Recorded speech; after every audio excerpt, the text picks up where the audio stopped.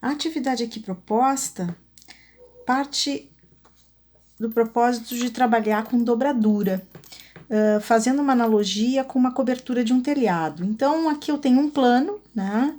Tenho um retângulo aqui, que eu vou trabalhar na proporção raiz de 2.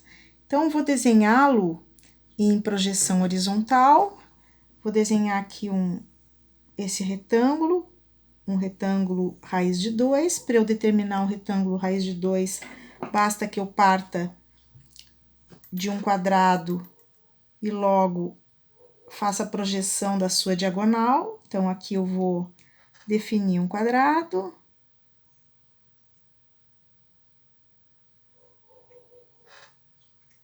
E logo eu vou fazer o rebatimento da diagonal. Com isso, eu tenho a proporção raiz de 2, que é a mesma do papel A4, de toda a série A, né? Então, aqui eu tenho um plano, um retângulo, uma porção de um plano, né? Como essa folhinha de papel aqui, né? Ela tá mais ou menos nesta mesma proporção. Vou trabalhar no biprojetivo num primeiro momento. Desenhar aqui uma épura. Então, aqui é a projeção horizontal. E vou localizá-lo em uma determinada altura.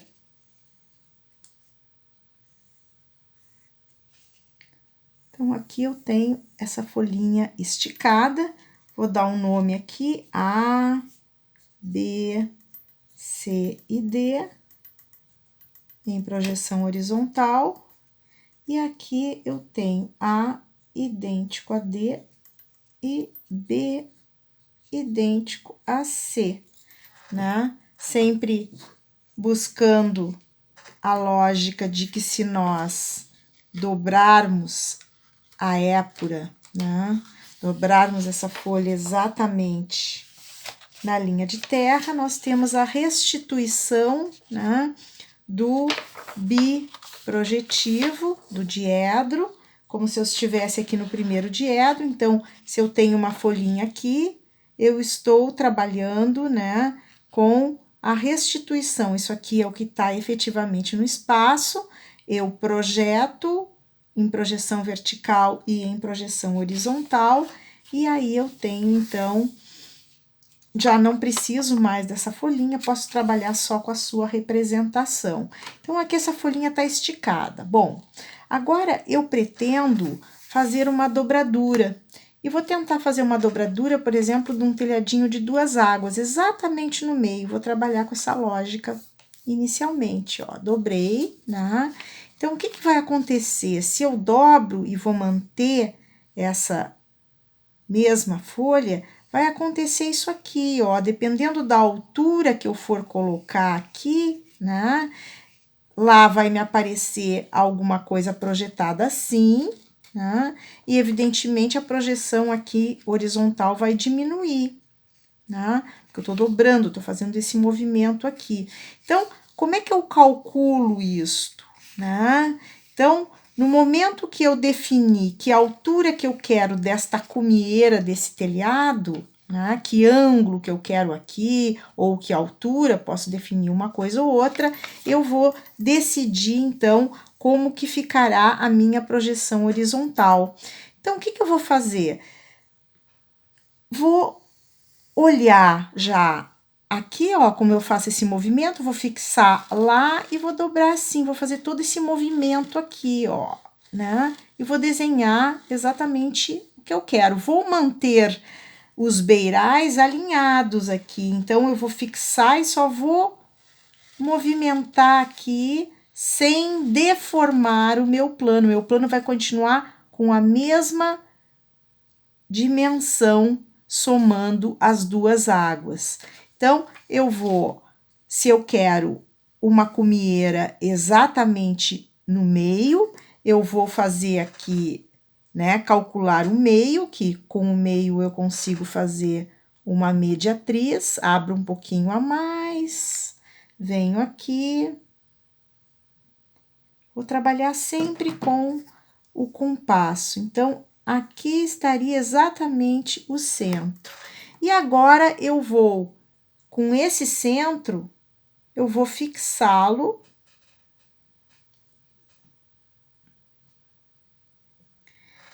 e vou girar, vou levantar, né? Então, vou fazer um arco aqui, fixando no ponto A ou no ponto D, que é justamente para fazer esse movimento aqui. Ele tá reto aqui e eu vou girar todo ele aqui assim, ó. Tô fazendo este movimento aqui, tô representando esse giro.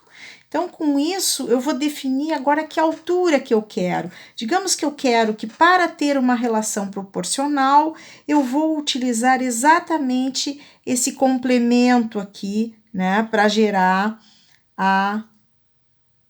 o retângulo raiz de 2, a proporção raiz de 2. Então, eu vou pegar esse tamanho aqui e vou dizer que eu quero isso aqui de altura da minha cumieira. Então, eu vou marcar esta altura em algum lugar de apoio e vou trazer uma referência. No que cruzou com esse giro, eu sei que eu tenho a nova posição, então, né, desse plano, dessa folha que eu girei aqui. E agora, se eu quero voltar, basta eu pegar o mesmo tamanho que eu dividi exatamente ao meio. Então, daqui eu faço e tenho esta outra água, né? Então, olhando de frente, eu acabei criando, então, uma dobra aqui, uma aresta nesse meu, uma linha de dobradura aqui, que vão surgir mais 2 pontos. Então, o que que aconteceu aqui? Esse ponto B deslizou para cá, o ponto C também deslizou para cá, né? Esse ponto C está aqui agora, o ponto B veio para cá, e aqui eu criei o ponto E e F. As projeções horizontais, e aqui eu tenho E e F. Então, com isso, eu tenho um telhadinho de 2 águas representado agora a partir de uma dobradura que tinha uma dimensão pré-determinada, que era uma raiz de 2, e que eu simplesmente dobrei e fiz este movimento aqui, ok?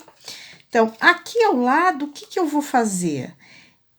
Isso aqui é no método biprojetivo, é uma épura.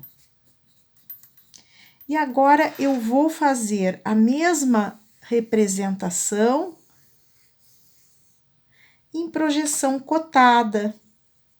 Então, a gente tem que, para fazer essa representação cotada, é apenas uma projeção, né? A gente projeta uma única vez, não em duas. Vou selecionar o plano horizontal de projeção como meu plano único.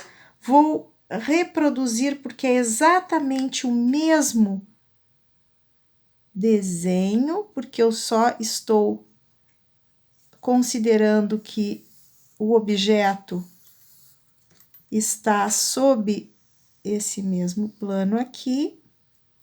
Exatamente no meio eu tenho uma outra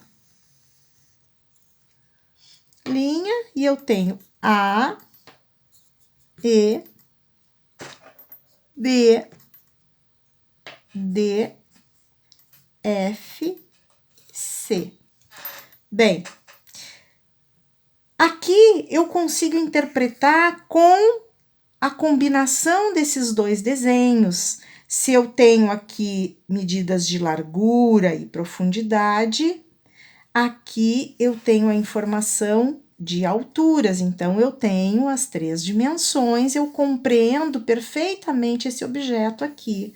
Isso aqui passou para cá, tá? E aqui em cotada, se eu só tivesse a informação deste desenho aqui, eu realmente não saberia interpretar que objeto é esse. Então, por isso que cotada, nós dizemos que tem que ser uma notação alfanumérica. Qual é a informação que eu vou colocar aqui? A informação que nesse sistema ela é gráfica, visual. Eu consigo ver que altura tem cada um dos pontos. Então, é esta altura que eu preciso informar pelo número aqui. Porque aí eu tenho o mesmo desenho, aí eu não preciso da projeção vertical. Então, em cotada, eu tenho esta representação aqui alfanumérica.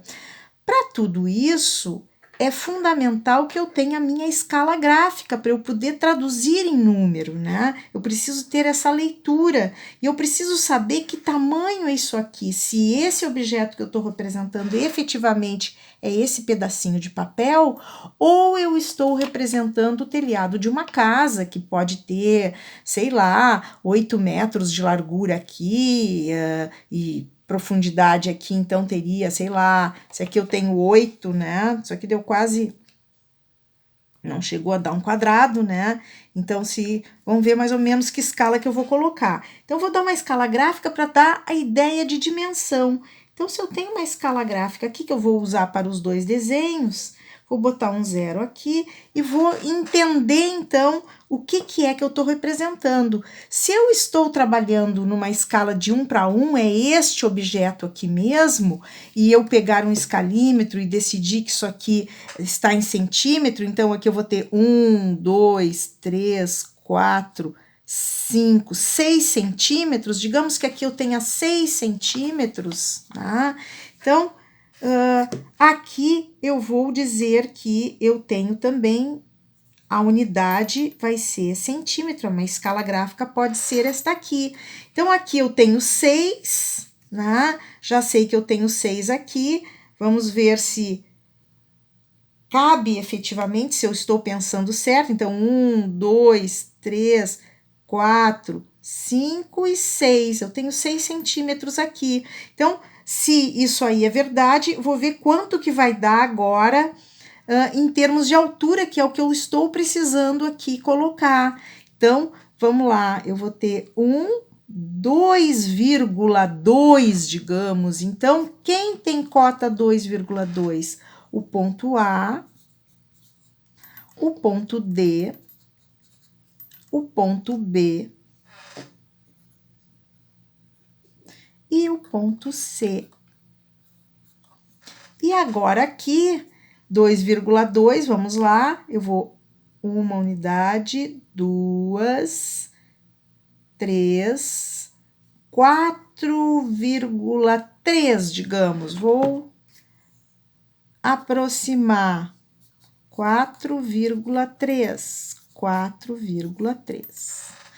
Então, o que eu tenho aqui? Uma correspondência entre o sistema biprojetivo e o sistema e o método de projeção cotada, né? Existe um outro tipo de notação aqui que é para indicar o sentido de caimento, que é uma setinha que eu devo colocar para mostrar, então, sempre perpendicular às horizontais do plano. Aqui eu tenho uma horizontal porque eu tenho 2 pontos de mesma cota, 2,2 e 2,2.